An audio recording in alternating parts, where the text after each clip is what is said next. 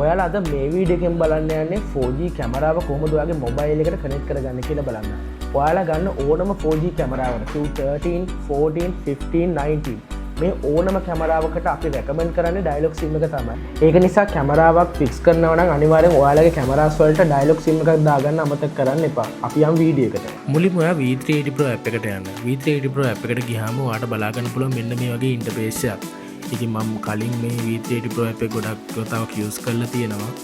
ඒක නිසා තමයි මගේ මේ විදිහට කැමරාස් ගොඩක් පෙන්වන්නේ. ඉතින් ඔයාලගේ සාමාන්‍යයෙන් කැමරා ඇඩ් කරලා නැත්නම් ෆස්ට් ටයිම් යනවනම් මේක ඩිවයිස් එකක්වත් පෙන්වන්න විදියක් තියෙන විදියක් නැහැ. දකුණු අත පැත්තේ කෙළවරේ ප්ලස් මාක් එක ටච් කරලා add device add cameras කියන ඔප්ෂන් එකට යන්න. ඉතින් ඔය වගේ allow කියන ඔප්ෂන් එක දීලා කැමරා එකේ QR එක ස්කෑන් කරගන්න. කැමරා එකේ QR එක ස්කෑන් කරගත්තාන් පස්සේ ඔයාලට ෆස්ට් ටයිම් ඉන්ටර්ෆේස් එක මෙන්න මේ විදිහට බලා ගන්න පුළුවන්. The device is online කියලා country region එක select කරන්න වෙනවා. ඒක ශ්‍රී ලංකා කියලා දෙන්න. ඔයා ඉන්න අදාළ රටට ගැලපෙන විදිහට region එක දෙන්න. ඉතින් add camera කියන option එකට ගියාම please bind the device කියලා ඔයාට මෙන්න මේ විදිහට option එකක් පෙන්වන්න පුළුවන්. ඉතින් binding do not power off the device කියලා මේ විදිහට ඔටෝම අපිට notification එකක් එනවා. තව දෙයක් තමයි කැමරා එක මේ option එකේදී කැමරාවෙන් verification code එකක් කියනවා ඔයාට අහගන්න පුළුවන්. ඒ verification අංක ටික පිළිවෙලට type කරගත්තාන් පස්සෙත් ඔයාට ලේසියෙන්ම කැමරාව add කරගන්න පුළුවන්. ඒක තව option එකක්. ඒක mobile එකෙන් mobile එකට එක එක විදිහට පෙන්නනවා.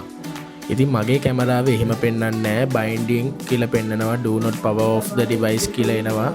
ඉතින් ටික වෙලාවක් මේ විදිහට බලන් හිටියොත් ඔයාට බලා ගන්න පුළුවන් මේක binding succeeded කියලා එනවා. කියන්නේ binding එක success වෙනවා. ඔන්න ඉතින් මගේ කැමරාව binding success වුණා.